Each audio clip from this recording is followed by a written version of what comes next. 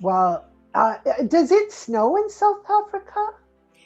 Yes, it does in different Sometimes in the bird, in the mountains, will snow. Amazing. Because in your mind, I've never had been able to come to South Africa. I can't wait to do it one of these days. But in your mind, from the north, you're thinking it's like desert and hot. Yeah, I wasn't sure if it snowed. Yeah, I think, well, it depends where, like they were saying, because, for example, in Johannesburg, it snows like once every couple of years for a few days, but otherwise, depending where you are. But as I say, if in the more mountainous areas, that's where it would be likely to snow, but not really. We have all climates. Yeah, we have snow in the mountains. We have desert in the Kalahari. We have a Mediterranean climate in Cape Town. And we have our coastal climate here, and in upcountry where Linda is. So you can choose whatever climate you want. Wow, that's amazing. Yeah, yes, we do. Sherry, I know that you and Fiona have got boys' names today. So Byron is actually Fiona, who's going to be talking on the 21st, right? 28th. Right. Okay. Well, welcome, Fiona. Yeah, I see Byron. Yeah, it's so funny if you've got more than one person in your household, and I have two other boys who are all doing online schooling. I forget to check which Zoom is open. Hi, Gina. Hi, how are you doing today? Good. Morning. You're looking great. Morning, Thank Gina. My hair always looks better before I come on Zoom. Drives me crazy. Hey, DJ. Hi. Okay, people are waiting to come in. Got lots of ladies today. That's great. We're always excited to have lots of ladies. Yeah. Good morning, Arlene, Holly, Geraldine, welcome. Let's see if Geraldine's got a glass of wine. Are you celebrating this Friday? Are we drinking today, Geraldine? It's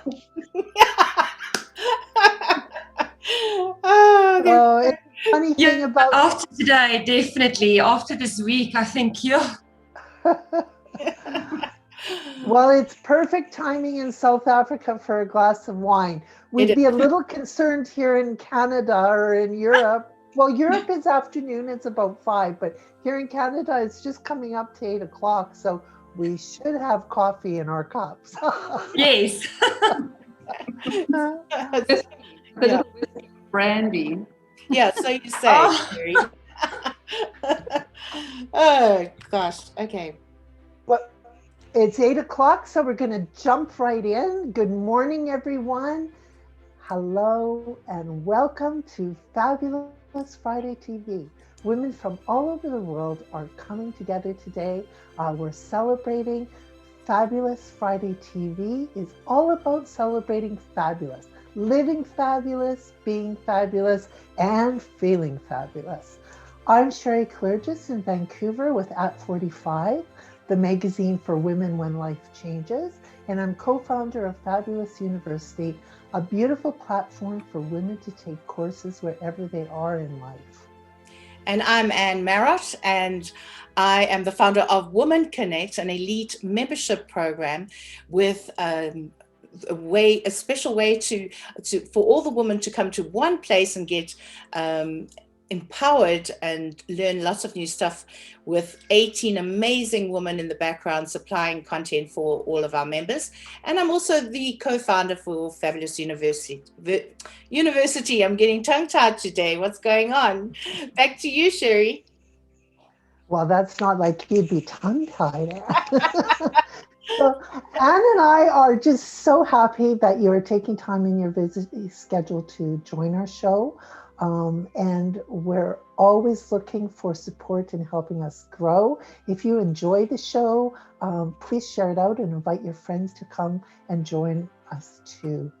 So just a little bit of housekeeping. Often the show is broadcast on our social media channels. Today it's live on Facebook, and the shows are also posted on our YouTube channel.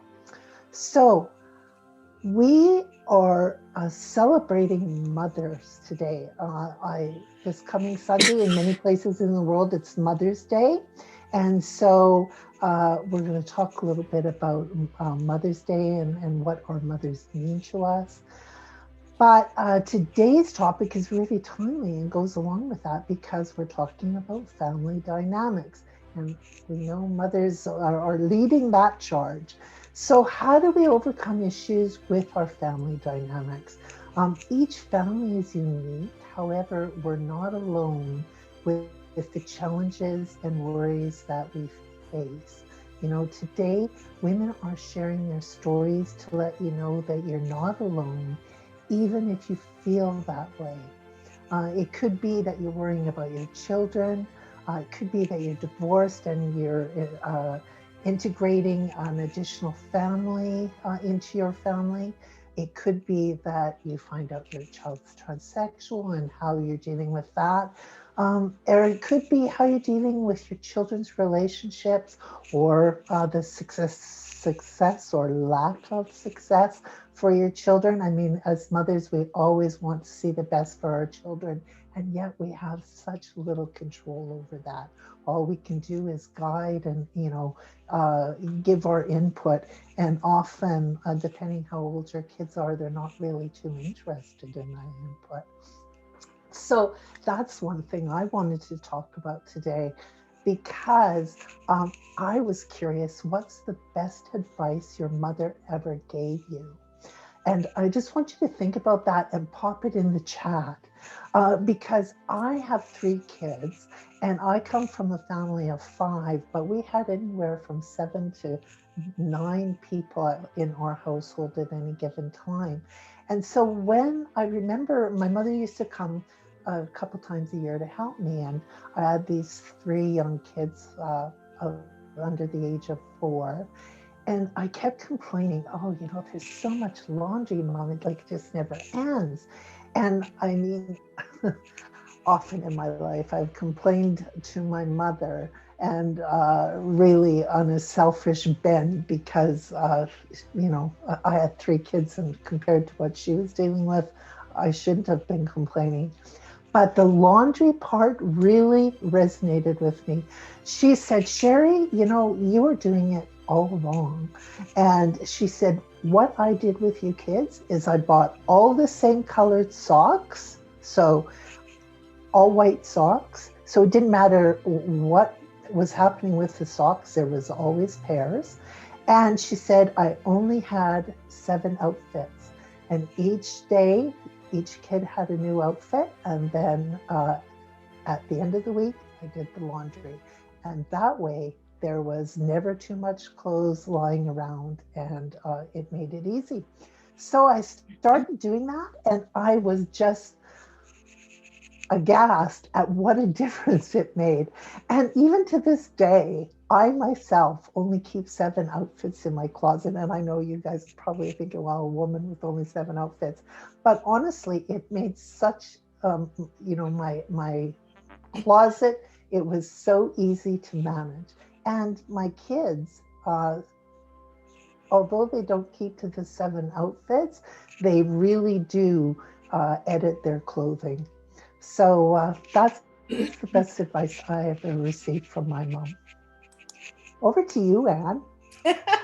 Well, yeah. Well, I left home at an early age, so I didn't get too much advice from my mom because I was a little rebel when I was younger. So left home at 16. But yeah, she did teach us a lot of good things. But today what I want to talk about and share is more on the family dynamic side, because I have quite an hilarious story to tell you. And I think that when it comes to family dynamics, we sometimes tiptoe around our families, you know, their beliefs and what they perceive is acceptable or not acceptable. And I've learned over all of my years that if someone has a problem, then honestly, it's their problem to get over. Okay, as long as I'm not doing any harm to that person and I'm helping wherever I can, I just feel that they need to get over. And I'm going to give you an example of what I mean by that. For example, I was married for 14 years and then I got divorced.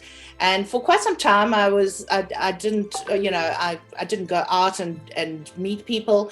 But then I finally got myself a boyfriend, and he ended up becoming my very best friend. And in fact, when was it? On Friday, we've been together for 24 years. Okay, so we decided we didn't want to anything further than just being best friends, and that's what we are, and we still are today. But a couple of years after we decided that this was our relationship, I got another boyfriend. Now, my best friend and I had arranged to go on holiday before I met this boyfriend. And the story goes like this. My ex-husband was looking after my house while I was away with my best friend, who was also my ex-boyfriend, and my current boyfriend took us to the airport. You see, I just told them that, if you can't accept that this is how it is, then it's your problem to get over. And that's how I handle the family dynamics. So I wanted to share it with all you ladies. Don't tiptoe around.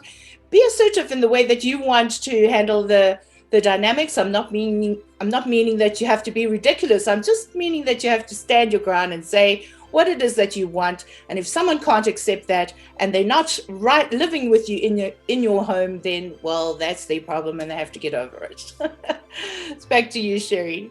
Oh, Anne, we can always count on you for a great story. And I think one thing that I take from that story is, we need to be assertive for ourselves and our families, and be unusual. We don't have to always be thinking about what other people think or say about our own particular family. We're entitled to have any kind of family we want and any kind of family dynamics. And all we have to do is be brave and step into that ownership, which you certainly did, Anne. Absolutely. So do you want to introduce our first guest? Yes, I would love to introduce our first guest, and that is going to be Kamen.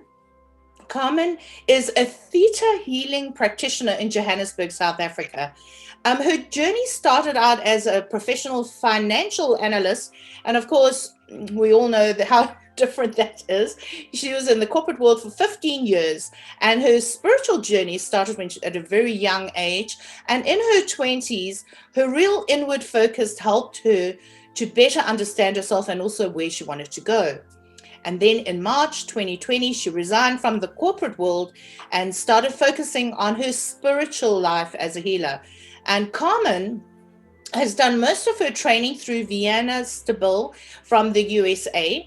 And her passion is to raise awareness of the power that we have within. And she can assist you in igniting this power through her Theta Healing online sessions.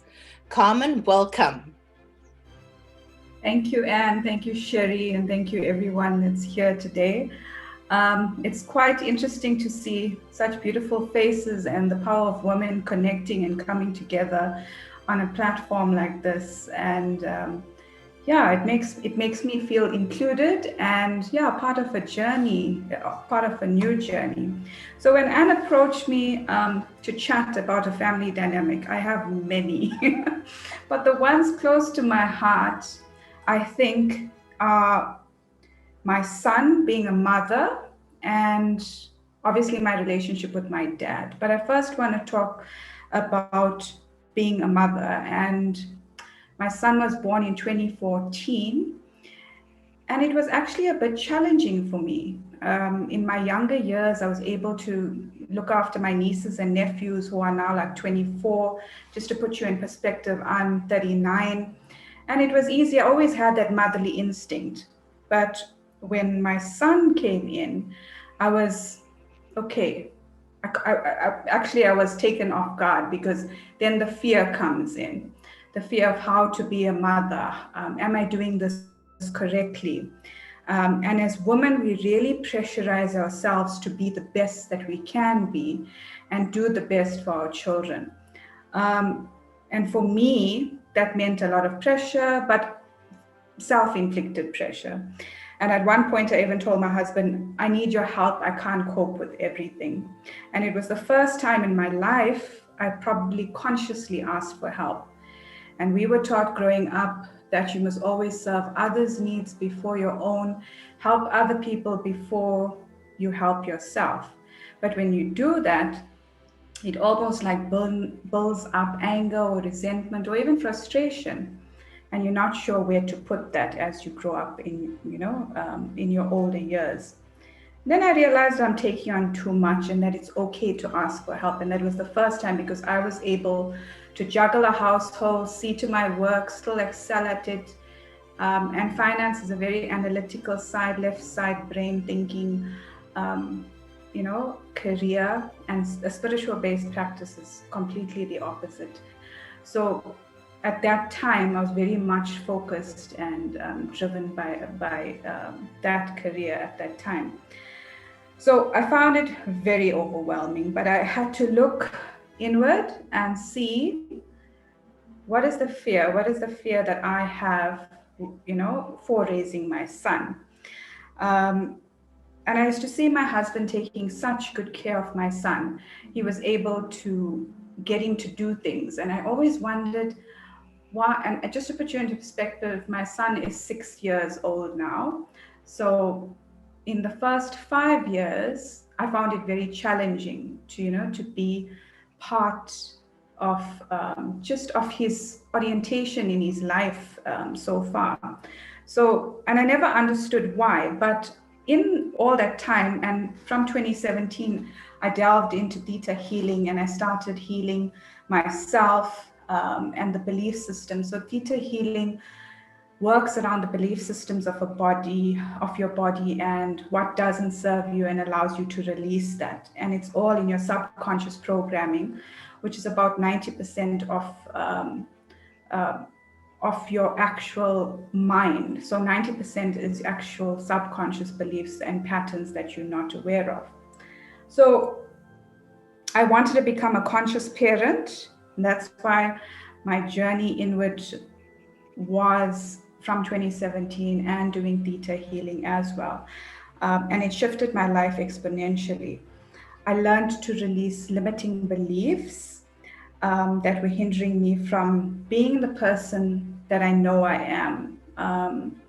And it's usually beliefs that are imprinted from your younger years in childhood, from your family, and we are not aware of these beliefs. So what helped me was that I realized in theta healing that my fear of actually being a mother came from me in my childhood years. So from 1 to 7 was where I developed my stability in the sense of a family.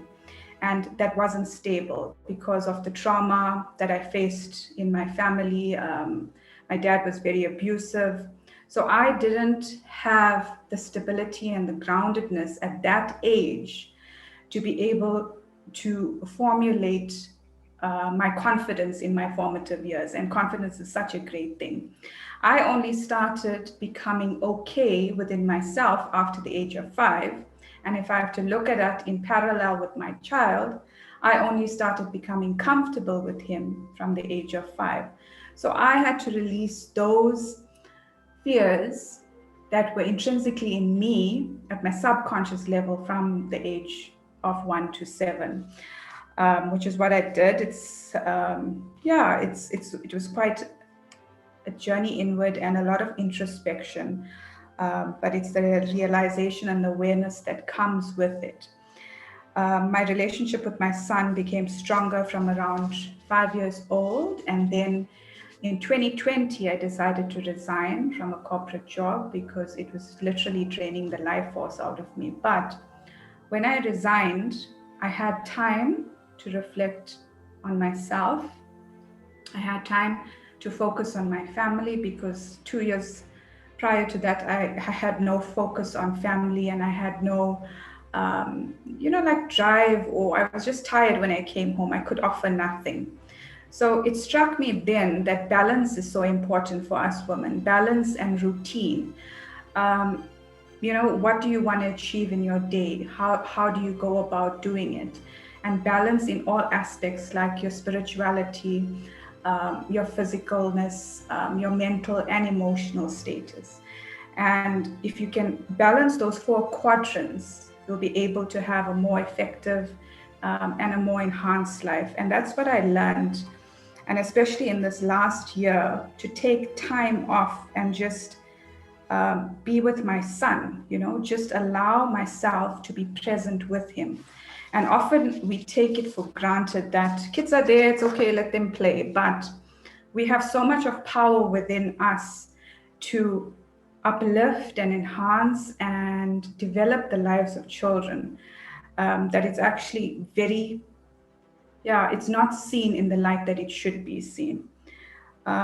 So when I look back at it, in actuality, it was my own experience in my childhood that subconsciously brought in the fear about taking care of my child. So often we feel something, but it's not really ours. It's just, I was conditioned at that young age to be in that perpetual cycle of fear. And then when my son came in, I was afraid that I wasn't being good enough. And we always think we're not good enough. But what I learned in this last 5 to 6 years is that you have a bond with your child. Your child chose you.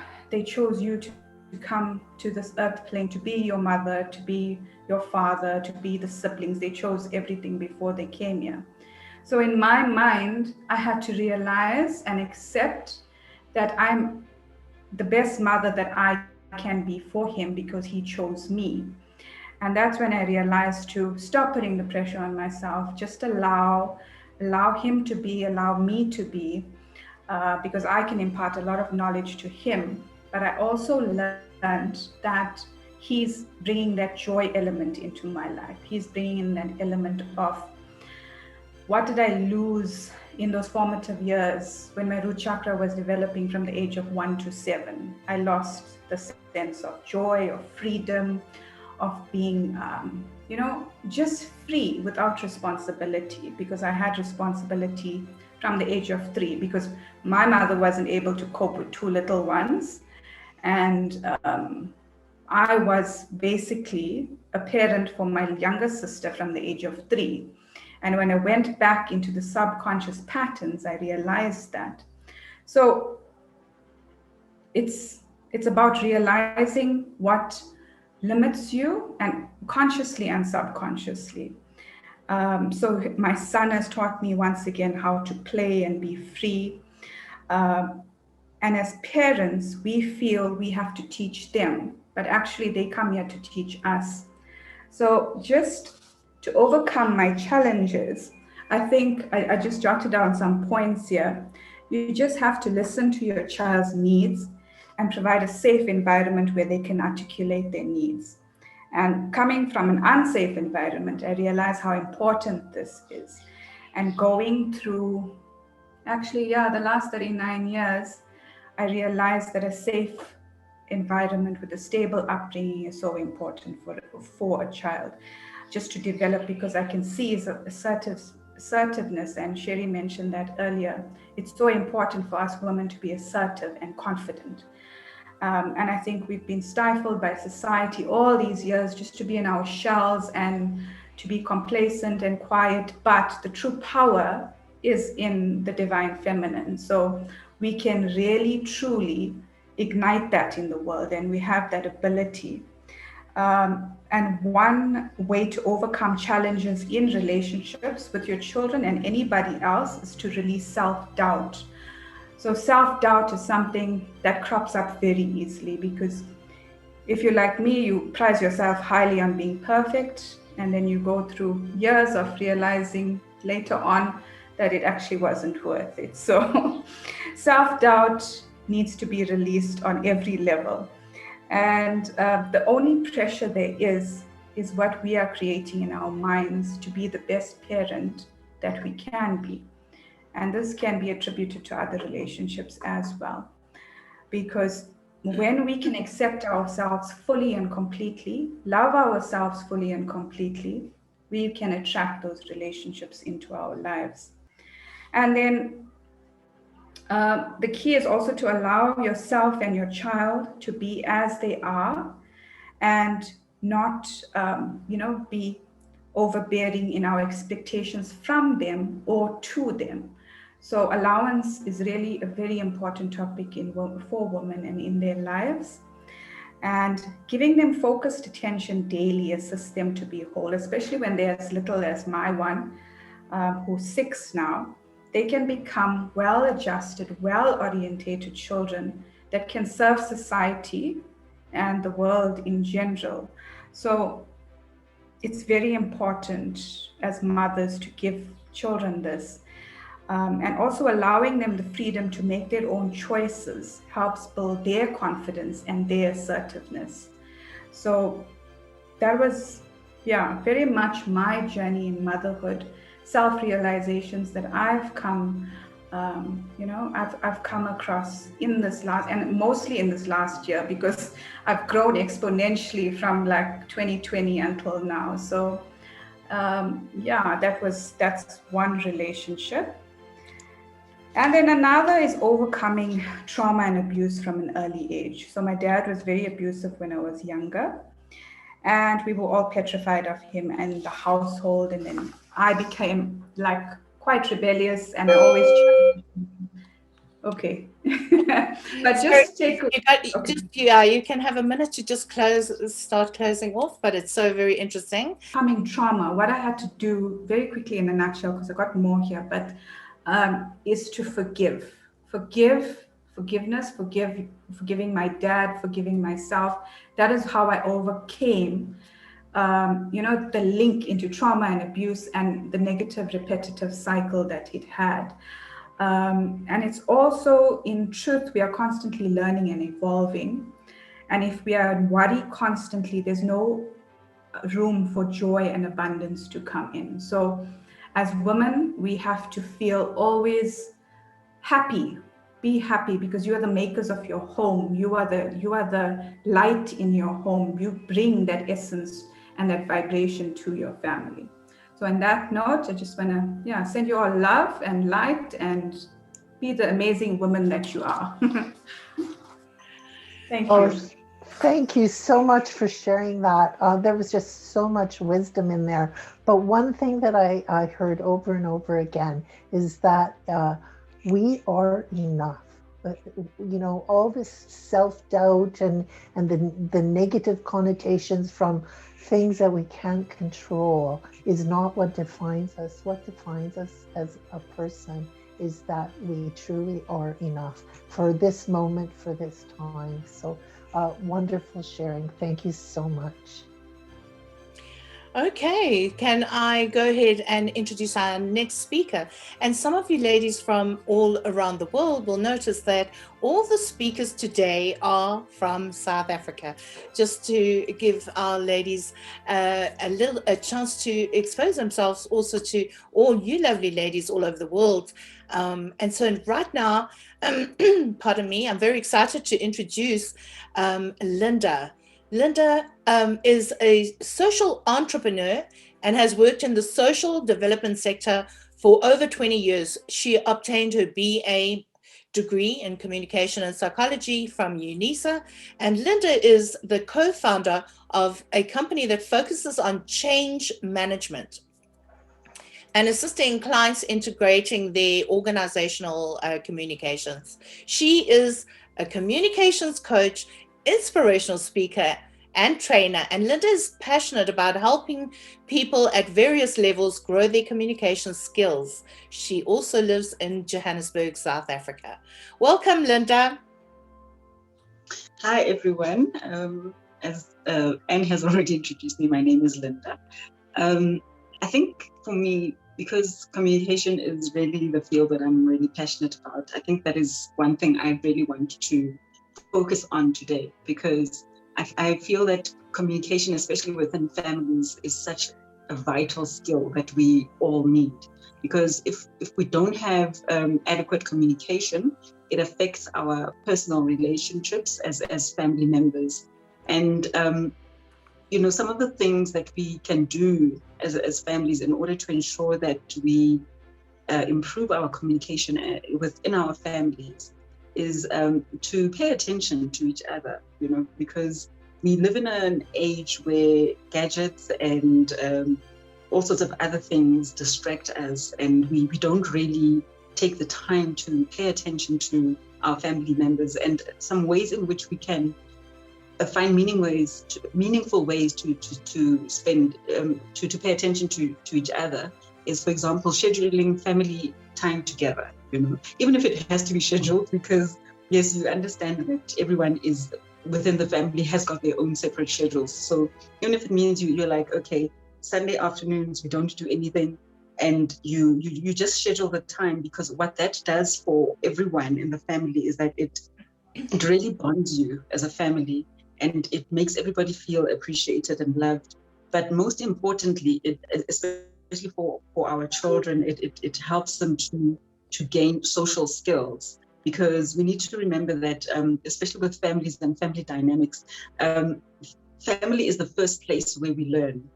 It's really the first place where we get our education, so to speak, because how we interact with each other within the family context affects how we interact with the rest of society. So it's important that we spend time together, quality time, not just quantity time, to ensure that we really bond and feel loved. And secondly, another thing that we need to do within families is to make sure that we listen to each other, because listening is a skill that a lot of people really lack. And I suppose especially within the family unit, it's easy to find that because you are always in each other's space, and to half listen to people and sometimes even ignore your children. And I think I was kind of guilty of that, because I've got a 19-year-old son.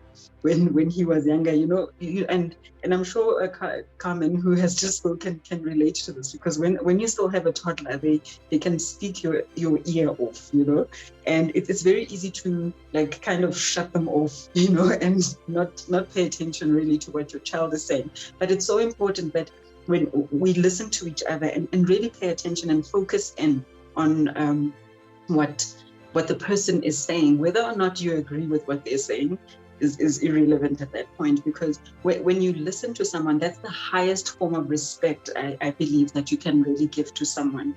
And not just listening to hear and listening to formulate a response, because it's easy to do that, but to really listen and engage with what the person is saying, and to make sure that other things like our gadgets and all these other things that we have around us don't get in the way of how you communicate as a family. Because I'm sure some of us, we've heard stories of some families where one person will be in the lounge, the other person is in the bedroom, and they're texting each other, which makes zero sense. Why not just walk to the person and talk to them? And I think that a lot of the time, especially for our children, it's important that we don't communicate with them just when they've done something wrong and just shout and scream at them all the time, because we need to remember that our children learn what they live and what they experience and what they're exposed to as a result of how we raise them up. And how we communicate with them is so important, because it really makes them feel important if you have an open relationship with them, especially from a young age, where you make sure that your child is able to trust you and talk to you when they're still very young. Because as they get older, it then makes conversations about more serious topics like the birds and the bees and drugs and all these other things. It makes that easier, and it also says to your child that should they experience something, that they can come to you and know that you will pay attention to them and you will listen to them and you will give them the attention that they need at that time. And yeah, and to make sure that whatever time we spend with our family is also, especially when is uninterrupted. We need to find moments where we have uninterrupted time to connect with each other, because like I said, I mean, these days, especially now that a lot of people are working from home, there's really no distinction between work and home anymore. And it's very easy to find yourself in a situation where you are working late into the night and even on weekends, because there's no barriers anymore. But it's still important to make sure that as a family, you spend uninterrupted time together, which is also quality time to make sure that your bonds together as a family are strengthened. Because when you do that, you make sure that your child feels, especially for our children, it makes them feel secure, it makes them feel valued and loved. And I think lastly, I just want to talk about as well, empathizing with one another, because we often rub each other off the wrong way, and it's easy to say things to each other, especially within a family context, which you later regret. But it's important that when somebody or one of your family members is going through something or is experiencing something, to really listen, not to hear them and just brush it off, but to really listen and hear what they're saying, and really be able to hear from their perspective what it is that they're feeling, and really tune into what the person is feeling, so that they know that they what they're saying is important, and that you are valuing them. And also ensuring that, because we need to understand that, especially for our children, they need to learn empathy, because when you look at what a lot of children go through, especially in schools and with all the bullying that's happening and so on. I mean, I was personally bullied as a child, and also on 2 occasions when I was working. So it really affected me and my self-confidence, but obviously as you grow, you learn to overcome these things. And I made sure that when I raise my son, I raise him to be self-assured and to be confident enough to stand up for himself when he needs to, not in a way that is demeaning and belittles other people, but in a way that says to the other person, you are not to allow people basically to treat him in a way that undermines him. So so it's children, yes, they learn from us how to interact with the world, and they learn from us social skills. So it's very important that how we speak to our children and our tone of voice when we speak to our children. Yes, at times we will need to discipline our children. And because I feel discipline is also very important, which I think is something that you find is lacking in a lot of instances, because we have okay, I know that this is a huge generalization, but when I look around me, I'm seeing a whole generation of parents who are just allowing their children to do as they please and get away with all sorts of things that they shouldn't, and we need to make sure that we raise up our children to be disciplined, and we make sure that when they do something wrong, we communicate with them. Because I remember, just to share a personal story, growing up, whenever we did anything wrong, my siblings and I, my parents used to summon us to their bedroom, and you would find that you are faced with a united front, and they wouldn't shout or scream or anything like that, but they will talk to you about what you've done and how they don't appreciate it, and you'd often have to explain yourself. And the worst part was when they would ask you, so what must happen, which means now you must set your own punishment, but I found that, although yes, at the time I thought, these parents, but I've actually found myself in a lot of instances using the same kind of discipline techniques that my parents used with me. And I find that it actually works to just talk to your child when they've done something wrong and not shout and scream at them. Because yes, sometimes you have to, but shouting and screaming should not be the default, because I think when you're always shouting and screaming at a child, it actually breaks them, and you don't realize the amount of damage that you're doing to the child. So just in a nutshell, I just feel that communication is a vital skill that we need to develop as families, because especially not just when things are good, because when things start going wrong and things start falling through the cracks, your communication and how you are bonded as a family is what will get you through those times. Thank you. Oh, that's wonderful. And I forgot to say that Linda's actually an author. For her book is called Filtered. And I'm going to hand it over to you, Sherry. I think you've got something to share with us. Yes, Linda, that was amazing.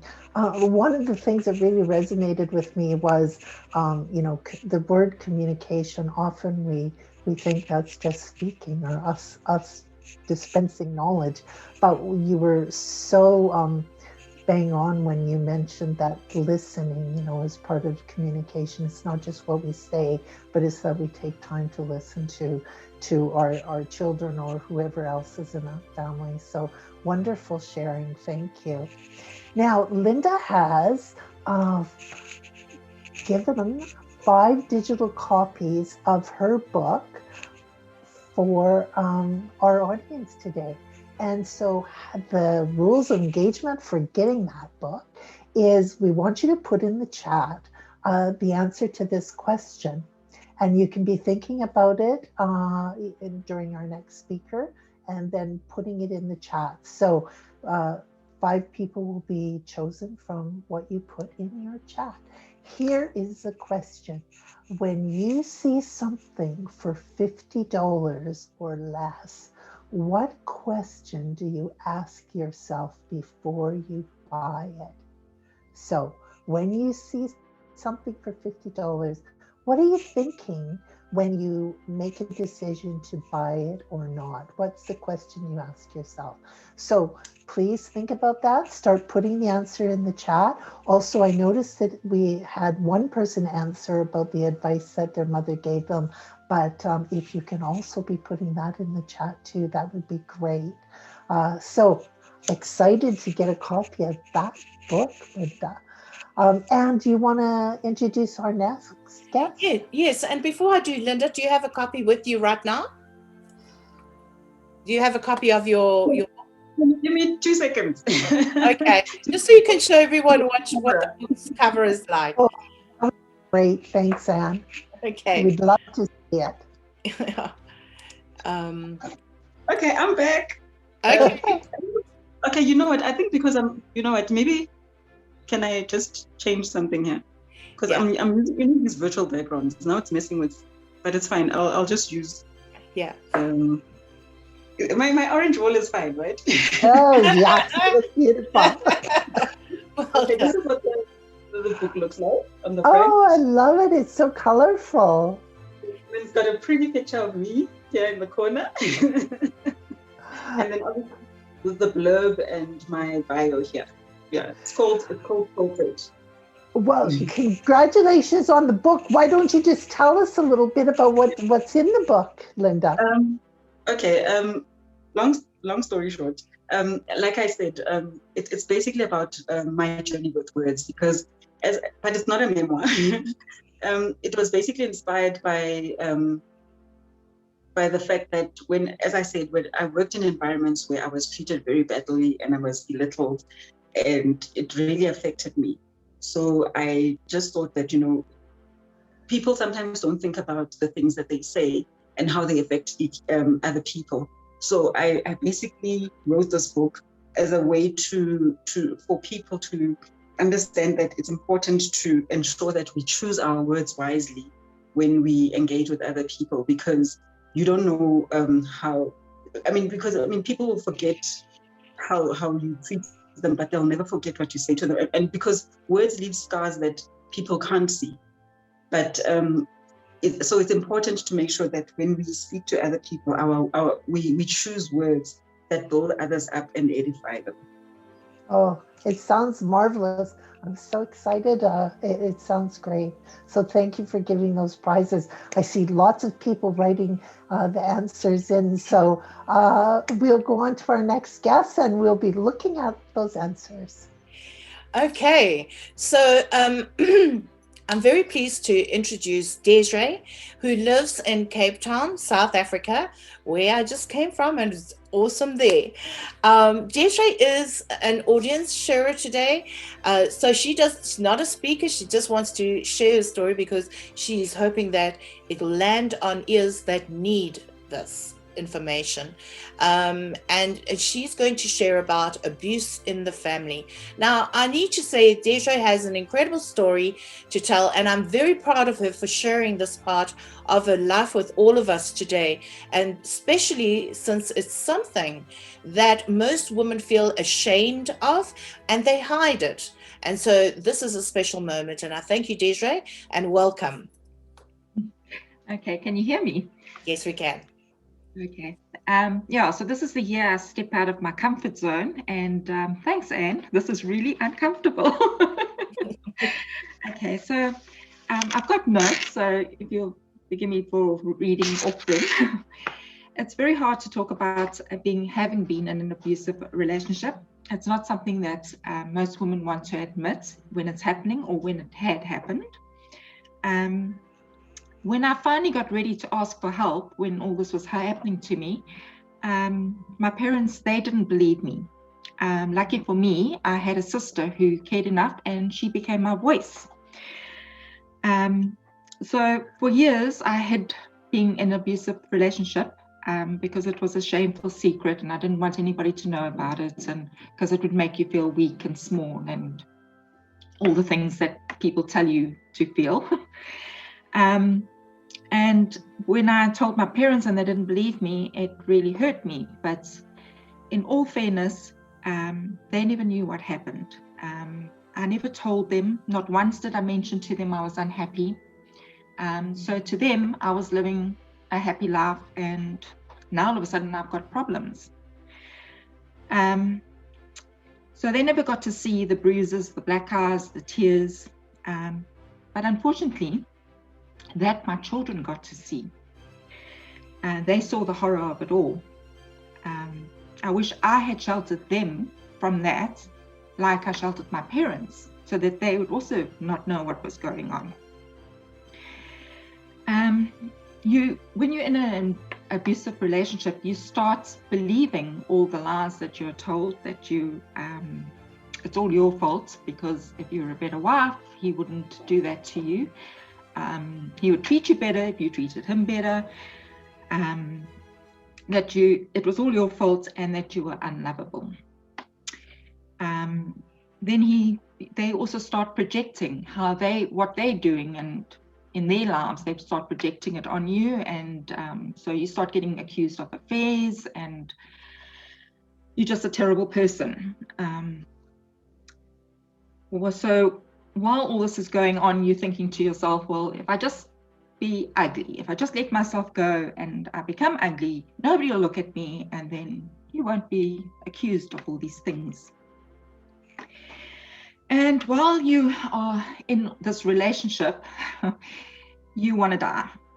But then you realize, like I realized, I've got 2 children. I've got to look after these 2 children. I've got to protect these 2 children. But mostly I'm scared because I'm alone, and I'm feeling unloved, and I have no self-esteem.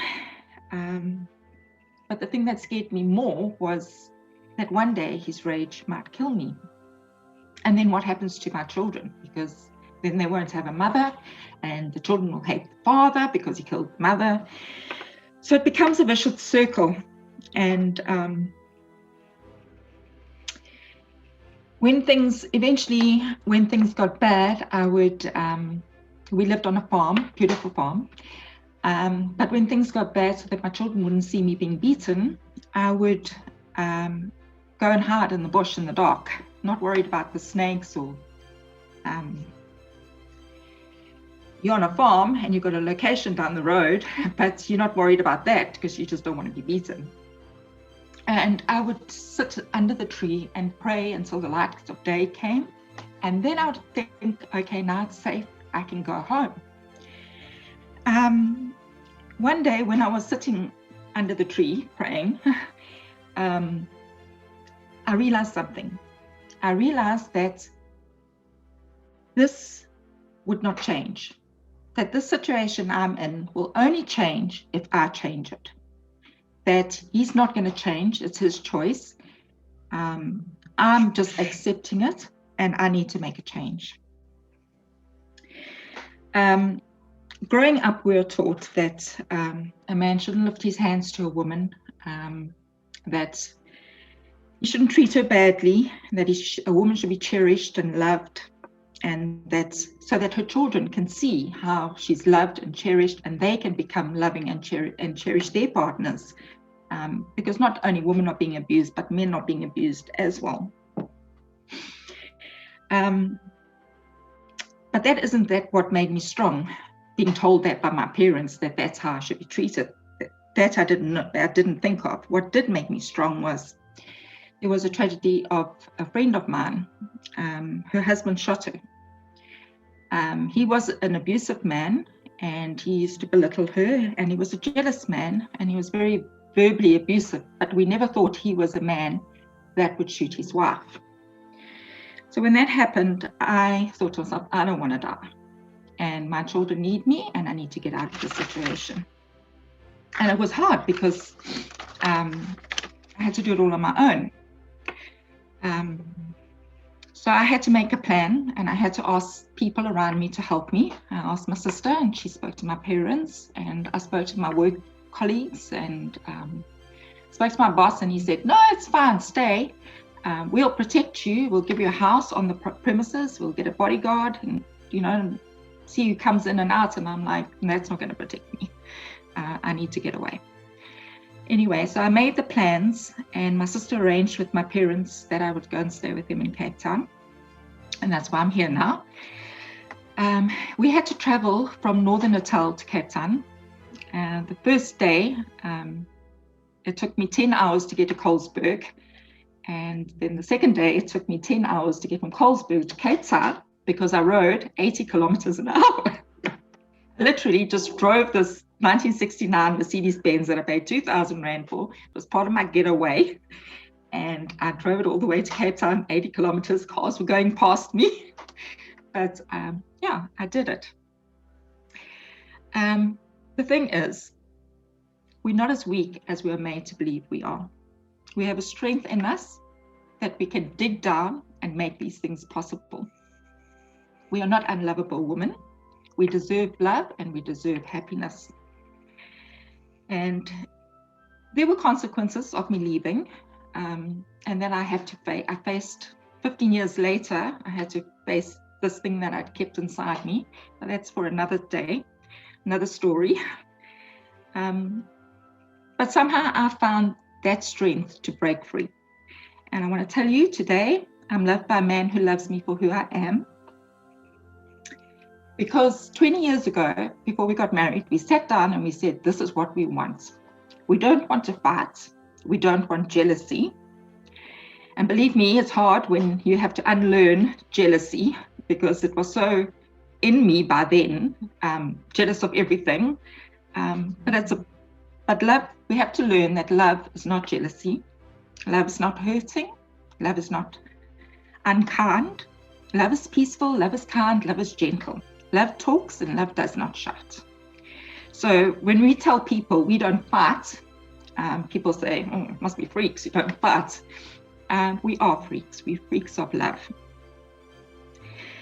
And when you are in a relationship and you're finding that that relationship is hurting you and hurting who you are, then you are being abused.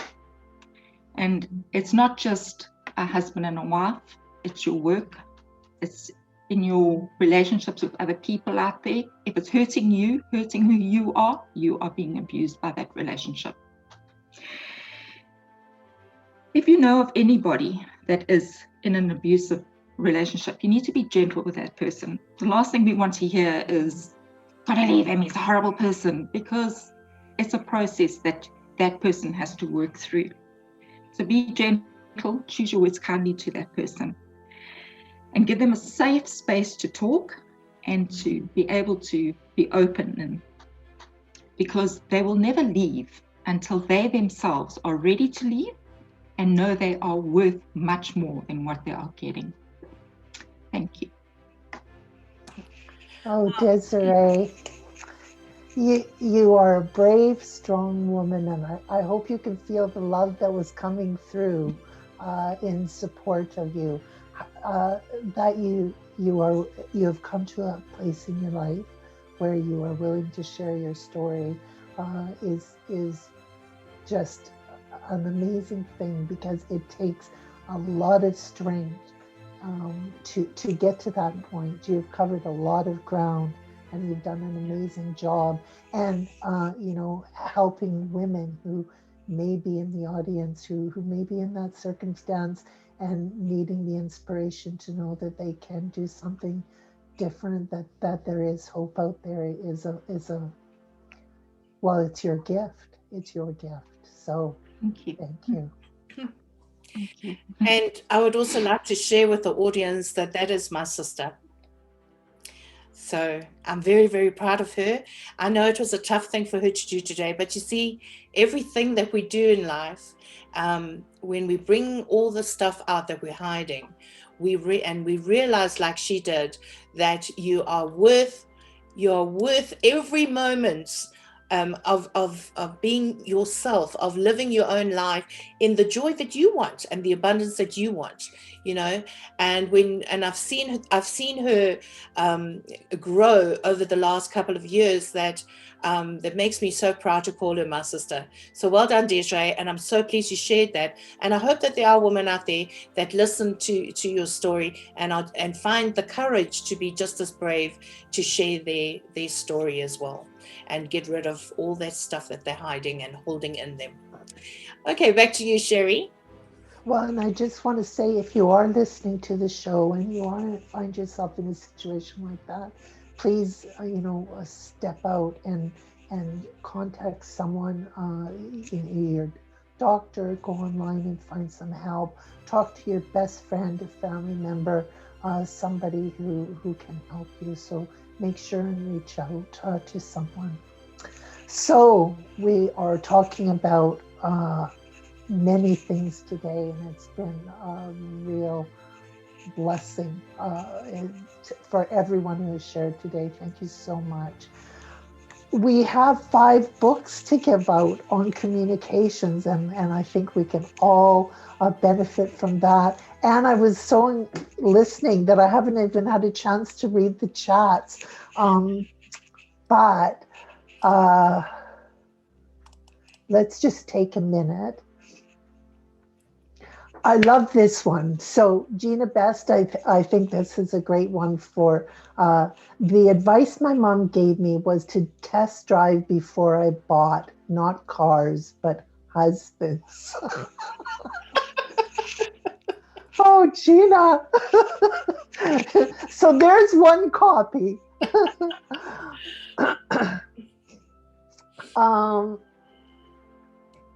Oh, here's another one from Geraldine. Is this something my child, my man, or my mom wants or needs? If not, and only for me, the answer is no. Family first when it comes to spending my money. My time still remains my time, though. Oh, that's a great one too, Geraldine. So there's another copy. Anne, are you scrolling through? Yes, I am. I don't think everyone has put a comment in, but let's say all the people that have, we have the chat. We will be sending you a copy of the digital version of Linda. Oh, perfect. Yeah. I think that would be, if that's okay with you, Linda. Yeah, I think, actually, can I just add, sorry, that for people who would like to get a copy of my book, I think maybe through Anne, I don't know, you can somehow get my details. So if you're in South Africa, I can courier the book. But for people who are not in South Africa, I have an ebook on Amazon. You can just search for Filtered Linda MABUSELA, it should come up. And if you're in the Johannesburg area, there's a bookshop in Melville called Book Circle Capital, where they are also selling my books. So those are the 3 ways in which people can access my book. For those who don't get the prize, you can still support me and buy the book. Okay. That's wonderful. Thank you. Over to you, Sherry. Well, so next week we've got another fascinating show. We're talking about our potential in our jobs and our careers. And we have Karen Flynn. She's a performance coach, and she's going to be talking about how to achieve your full potential at work. And we have Roxana Modan, who is a business mindset coach. And she's going to be talking on how to change your mindset in business.